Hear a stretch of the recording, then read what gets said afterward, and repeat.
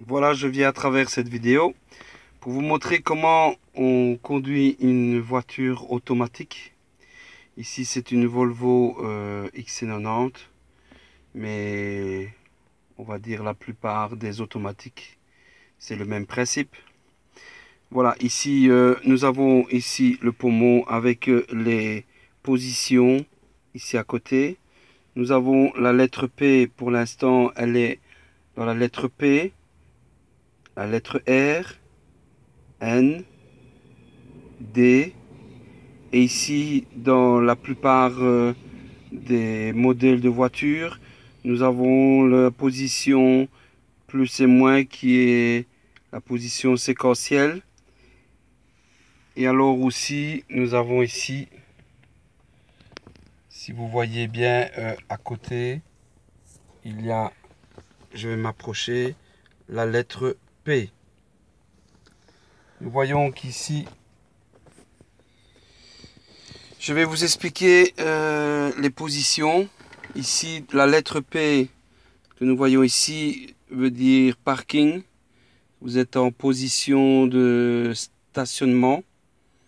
Quand vous êtes stationné, toujours la position P. Alors R, c'est marche arrière. N, c'est neutre. Quand vous êtes en arrêt, que vous êtes à l'arrêt et que le moteur tourne toujours, vous pouvez mettre en neutre et ainsi la voiture n'avance pas tout seul.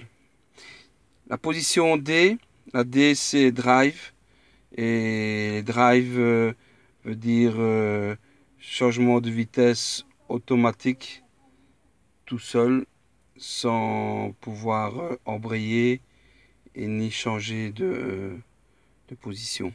Et alors dans plusieurs modèles, nous avons ici le plus et le moins qui est la position séquentielle. Ça veut dire que si vous voulez changer vous-même les vitesses, ou des fois vous voulez faire un dépassement, ou monter dans un endroit qui est très difficile, vous pouvez mettre en position séquentielle. Position séquentielle, si vous voyez bien, il faut prendre le pommeau et suivre jusqu'à D, et D vous faites en position séquentielle. Vous poussez le pommeau vers la gauche. Alors je vais vous donner un exemple ici.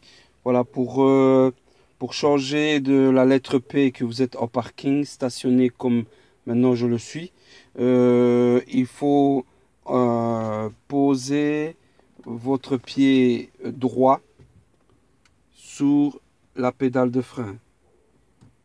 Nous voyons ici qu'il y a deux pédales, la pédale de frein et la pédale d'accélérateur. Il faut toujours bien savoir que dans la pédale de frein et de l'accélérateur doit être toujours utilisé le pied droit, jamais le pied gauche. Le pied gauche, vous le mettez toujours de côté et là, vous utilisez toujours le pied droit. Avec le pied droit, vous accélérez et au moment de vous arrêter, vous utilisez toujours le pied droit et vous passez dans la pédale de gauche. Alors ici, je vais donner un exemple. Si je veux passer de la position parking à la position marche arrière, je pose mon pied, je pousse mon pied sur le frein et je fais un petit clic ici, un petit bouton juste à l'arrière du poumon et je change de position. Je suis en marche arrière. Si vous regardez ici, la lettre qui a changé ici, voilà, R, marche arrière. Et moi ici, dans ce modèle-ci, j'ai la caméra de recul où je peux voir, j'ai une vue vers l'arrière sans problème. J'ai aussi des détecteurs qui permettent ainsi de s'il y a un obstacle. Si je mets la lettre N, je pousse toujours mon pied sur la pédale de frein avec mon pied droit. Je mets sur le neutre, je suis à l'arrêt, mais je laisse tourner mon moteur. Voilà, ici, je suis la lettre N. Automatiquement, mon écran de marche arrière se referme et je suis dans la position N. Position D, drive, où là, je vais pouvoir rouler. Je pousse toujours mon pied sur la pédale de gauche, qui est le frein. Je mets la position D. Et après avoir mis la position D, je retire mon pied du frein. Et là, la voiture se met à avancer. Au fur et à mesure que la voiture va prendre de la vitesse, les vitesses vont changer tout seul. Sans pousser la pédale de frein, vous poussez toujours l'accélérateur et sans changer quoi que ce soit au niveau du poumon. Si jamais vous voulez passer en mode manuel, il faut aller jusqu'à la lettre D. Un exemple, si vous êtes au parking et vous dites voilà, je veux passer en position séquentielle, je veux changer moi-même les vitesses, je pousse la pédale de frein avec toujours mon pied droit et là je vais jusqu'à la lettre D et je fais un petit mouvement vers la gauche et là je suis en position séquentielle. Automatiquement, vous allez voir que là, il m'indique 1. Ça veut dire la première vitesse. Si je veux accélérer, je vais commencer à rouler, je lâche le frein, j'accélère et de moment où je veux changer de vitesse, là je suis obligé de le faire manuellement. Je fais un mouvement vers l'avant, voilà comme ça.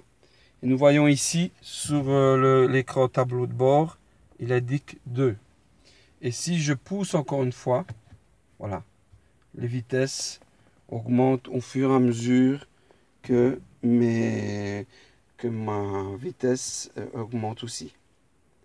Voilà, je veux rétrograder, je veux diminuer de vitesse. Je prends le poumon ici et je tire vers l'arrière. Automatiquement ici, voilà, il passe à 2. Si je fais encore le même mouvement, je passe à la vitesse 1, à la première vitesse.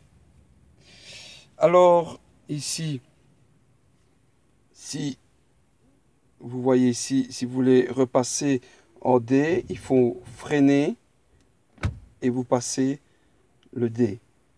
Ne jamais changer de position sans appuyer sur la pédale de frein. Ici, nous allons le mettre en mode parking. Toujours pousser la pédale de frein et lâcher le frein. Et là, je suis en mode parking. Alors ici, j'ai une petite astuce pour vous. L'astuce, c'est que beaucoup de fois, nous trouvons sur un trafic et des fois en manuel, quand vous êtes avec une voiture et changement de vitesse manuel, vous êtes obligé, des fois, il y en a qui le font, ils arrêtent leur voiture pour économiser. Ici, malheureusement, quand vous arrêtez la voiture parce que vous êtes dans un trafic qui est à l'arrêt, ce que vous devez faire, c'est toujours mettre à freiner et mettre sur la lettre P. Pourquoi? Parce que si vous la laissez sur la lettre D et vous arrêtez, automatiquement, quand vous allez redémarrer, comme elle est déjà sur une vitesse et que elle est en sécurité, la voiture ne redémarre pas. Une personne a fait ça en plein trafic, elle a oublié qu'elle avait mis dans la position D, elle a voulu redémarrer et la voiture n'a pas redémarré. Automatiquement, elle pensait qu'elle était en panne de batterie et elle a appelé la dépanneuse. La deuxième astuce, c'est que le problème aussi, quand vous achetez une automatique, pensez bien que si vous tombez en panne de batterie avec une voiture manuelle, vous avez la possibilité que si vous êtes dans une descente, la poussée, elle redémarre. Ici, non. En automatique, une fois que vous êtes en panne de batterie, ou vous rechargez votre batterie, ou vous la changez, ou vous mettez start, démarrage batterie. Mais voilà, c'est les deux petites astuces. La première astuce, bien penser que si vous vous arrêtez en plein trafic, n'oubliez pas de toujours remettre sur la position P pour faire redémarrer le moteur et pouvoir continuer sa route. Voilà, j'espère que la vidéo vous a plu et mettez un j'aime et abonnez-vous et me laissez des commentaires pour mes prochaines vidéos.